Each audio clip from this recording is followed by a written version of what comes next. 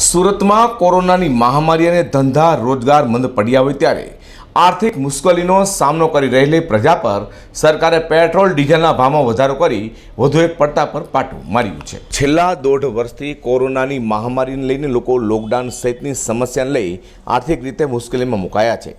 જોકે આર્થિક મુશ્કેલી અનુભવતી પ્રજા પર સરકારને કોઈ રહેમ ન થતું હોય તેમ લાગી રહ્યું છે અને રોજેરોજ મોંઘવારી આસમાને પહોંચી રહી છે। એક તરફ સરકાર લોકોને સહાયની વાત કરી વિવિધ યોજનાઓ જાહેર કરે છે, પરંતુ આમ નાગરિક સુધી આ યોજનાઓનો લાભ મળતો નથી અને રોજેરોજ મોંઘવારીમાં આમ નાગરિક પીસાઈ રહ્યો છે।